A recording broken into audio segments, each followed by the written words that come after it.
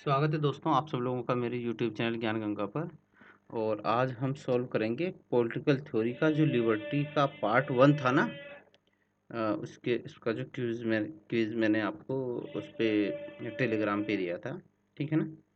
तो उसको हम करेंगे यहाँ पे सॉल्व।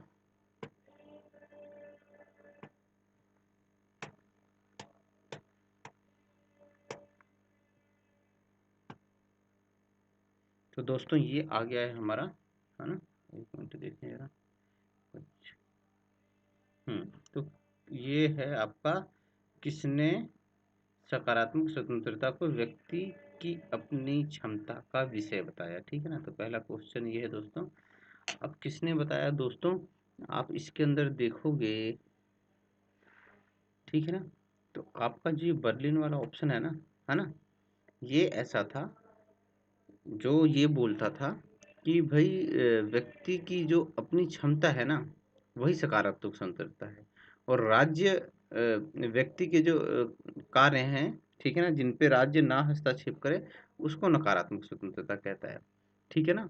और वो कहता है जब सकारात्मक स्वतंत्रता व्यक्ति की अपनी क्षमता है तो राज्य उसमें क्या कर सकता है। ठीक है ना। अगर किसी व्यक्ति के पास क्षमता ही नहीं है, ठीक है ना, उसके अंदर वो कौशल ही नहीं है, वो बुद्धि ही नहीं है, तो उसमें राज्य क्या करेगा। सपोज करो एक आदमी है, सॉरी सपोज करो एक आदमी जो है वो आकाश में उड़ नहीं सकता, उसको भगवान ने पर ही नहीं दिए, पंख नहीं दिए, तो इसमें राज्य क्या करेगा, कैसे उड़ा देगा उसको हवा में। ठीक है।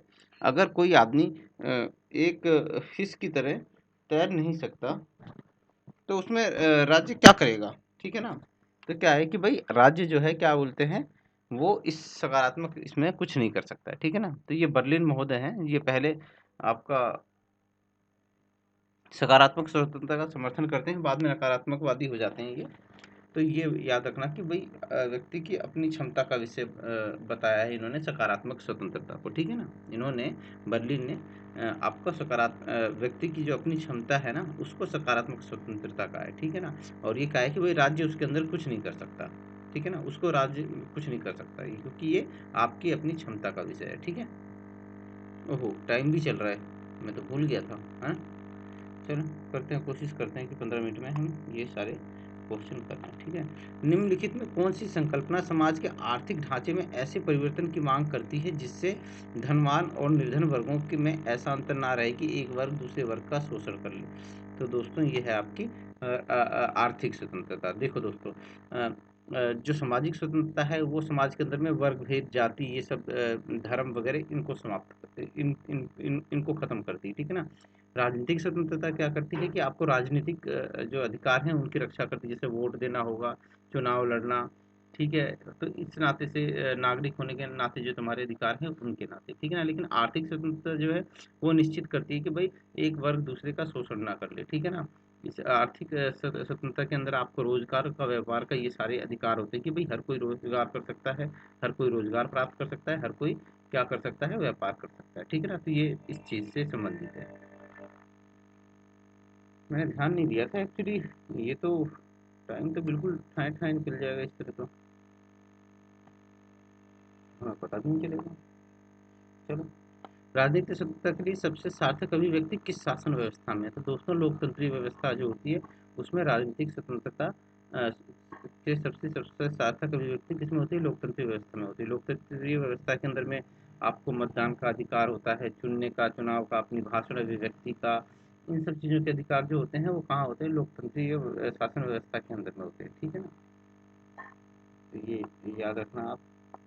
कथन हॉब्स पूर्ण सत्तावाद का प्रवर्तक माना जाता है। ठीक है। ये कथन है, कारण है हॉब्स का मुख्य सारोकार कानून और व्यवस्थापक राज्य से है, उसने व्यक्ति की स्वतंत्रता को गोड़ मारा। तो हॉब्स पूर्ण सत्तावाद का प्रवर्तक है, क्यों है, क्योंकि दोस्तों जो हॉब्स है वो जब अपना सोशल कॉन्ट्रैक्ट करता है तो सारी की सारी पावर उठा के राजा को दे देता है। क्या कह देता है, सारी पावर राजा को उठा के देता है, एक कारण। और दूसरा कारण है वो जनता को राजा के विरुद्ध या उसकी निरंकुशता के विरुद्ध कोई अधिकार नहीं देता है, उसका विरोध करने का अधिकार नहीं देता है, और यहाँ तक उसको पद से हटाने का भी अधिकार नहीं देता है। तो इस वजह से ये कथन बिल्कुल सही है। हॉब्स पूर्ण सत्तावाद का प्रवर्तक माना जाता है। क्यों, क्योंकि हॉब्स का मुख्य सारोकार क्या है, कानून और व्यवस्थापक राज्य बनाने से। क्यों, आप जिस टाइम में था तो उस समय में क्या बोलते हैं जो इस तरह की व्यवस्था थी, ठीक है ना? इस तरह का उस समय घटनाएँ हुई थी, ठीक है? तो इस वजह से जब वो उन घटनाओं से प्रभावित था और उसने उसका जो मुख्य सरोकार था वो ऐसा कानून बनाना चाहता था और एक व्यवस्थापक राज्य बनाना चाहता था, ठीक है ना? उसने व्यक्ति की स्वतंत्रता को गौण गौण कर दिया था, ठीक है ना? मतलब पहले उसने राज्य को ही इम्पोर्टेंस दी, राज्य को शक्तिशाली बनाना चाहा, राजा को शक्तिशाली बनाना चाहा, बाकी उसने व्यक्ति की स्वतंत्रता को किनारे कर दिया था, ठीक है ना? तो इस वजह से क्या बोलते हैं, ये कथन भी सही है, कारण भी सही है और कथन कारण की व्याख्या भी करता है, ठीक है ना? निम्न में से कौन अपने सीमित अर्थ में नकारात्मक स्वतंत्रता का अर्थ है? तो नकारात्मक स्वतंत्रता जहाँ पे आएगी वहाँ पे दोस्तों कानूनी स्वतंत्रता होगी, राजनीतिक स्वतंत्रता होगी और नागरिक स्वतंत्रता होगी, तो तीनों हो जाएंगे, ठीक है ना? क्यों? आपका नकारात्मक स्वतंत्रता कानूनी, राजनीतिक और नागरिक स्वतंत्रता से बहुत घनिष्ठ से जुड़ी हुई है। जहाँ पे स्वतंत्रता होगी वहाँ पे ये तीनों चीज़ें आपको मिलेंगी, ठीक है? अभिव्यक्ति की स्वतंत्रता को सार्थक करने के लिए कौन सी दो शर्तें अधिक आवश्यक हैं? पहला है जन साधारण के लिए श्रेष्ठ शिक्षा की व्यवस्था, जनसंपर्क के साधनों की स्वायत्तता, आर्थिक, ठीक है ना? क्या है? पहला तो है आपका जनसाधारण के लिए यथेष्ट शिक्षा की व्यवस्था और दूसरा है आपका जनसाधारण के साधनों की स्वायत्तता, ठीक है ना? आर्थिक समानता और गरीबी।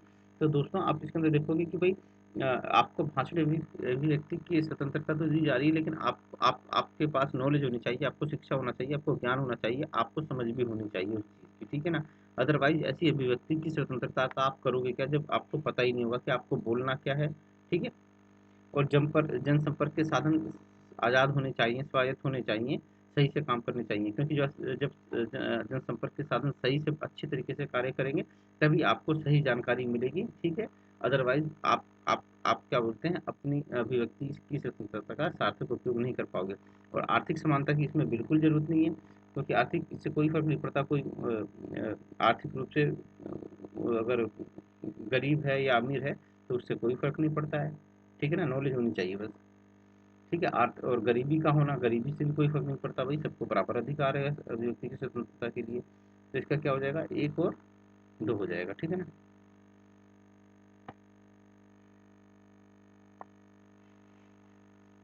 समकालीन राजनीति में जो नकारात्मक स्वतंत्रता और हस्तक्षेप की नीति को उचित ठहराते हैं उन्हें कहा जाता है, तो ये कहते हैं स्वेच्छा तंत्रवादी को दोस्तों, क्योंकि पहले सबसे पहले उदारवाद आया, उदारवाद ने क्या किया कि भाई राज्य के हस्तक्षेप का समर्थन किया, उसको उसके काम सीमित कर दिए, पहली राज्य बना दिया, पुलिस राज्य बना दिया, ठीक है? तो उसके बाद फिर उसके प्रति उत्तर में उसके जवाब में आया आपका मार्क्सवादी या समाजवाद आ गया, ठीक है ना?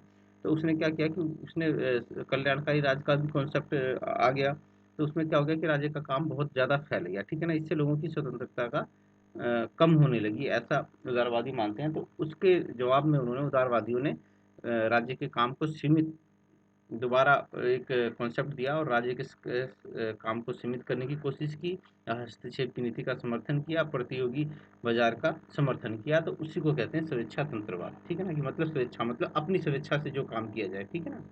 क्या स्वेच्छा का मतलब अपनी स्वेच्छा से जो काम किया जाए, तो उसका समर्थन किया कि भाई आदमी विवेकी है, समझदार है, वो जो अपने आप खुद सारे काम कर लेगा, राज्यों को हस्तक्षेप नहीं करना चाहिए।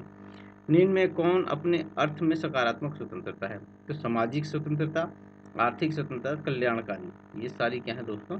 उपरोक्त सभी हैं आपकी सकारात्मक स्वतंत्रता है, ठीक है ना? याद रखना, ठीक है ना?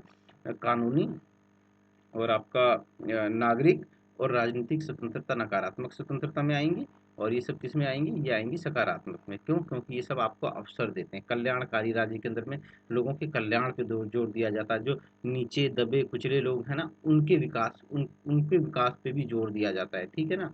आर्थिक स्वतंत्रता में क्या होती है दोस्तों कि एक क्या बोलते हैं आपको आर्थिक सुरक्षा प्रदान की जाती है। वो उदाहरण के लिए आप समझ सकते हो कि भाई एक न्यूनतम वेतन लागू कर रखा है कि भाई इतना तो कम से कम आदमी को दिन भर मेहनत करने के बाद इतने पैसे तो मिलने ही चाहिए, ठीक है ना? ये सारी चीज़ सामाजिक स्वतंत्रता आपका वर्ग भेद मिटा मिटा देता है दोस्तों, ठीक है ना?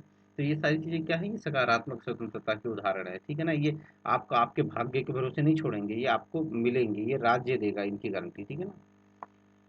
अब डीडी रफील ने किन क्षेत्रों का संकेत दिया है जिसमें कानून के प्रतिबंध संघर्ष तर्क संगत मांगते? तो अपराध का क्षेत्र, बिल्कुल सही बात है दोस्तों, अपराध के क्षेत्र में कानून का प्रतिबंध तर्क संगत है, अदरवाइज आप कोई अपराध कर दोगे, है ना?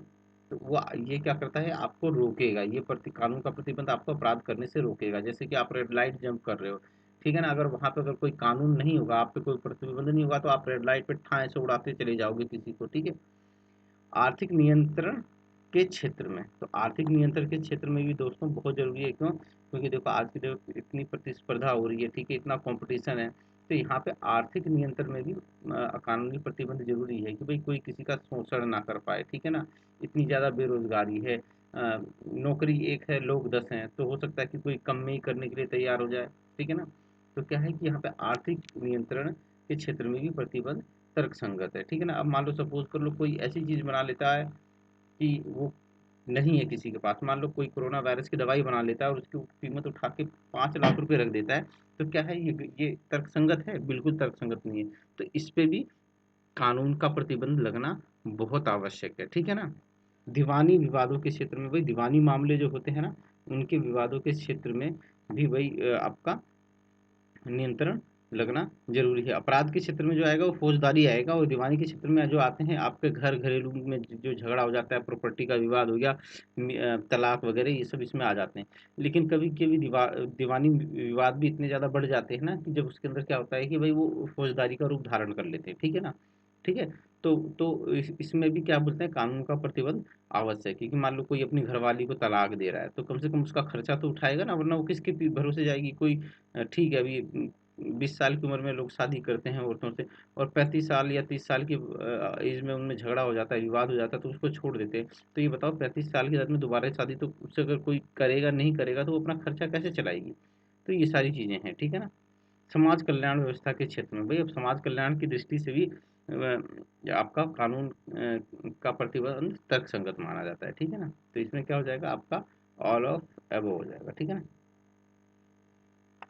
तो उसके बाद है, एक व्यक्ति की निरंकुश स्वतंत्रता का अर्थ यह होगा कि बाकी सब क्या बोलते हैं, पराधीनता की बेड़ियों में जकड़े जाएंगे। ये प्राथमिकता नहीं है, पराधीनता है, ठीक है ना।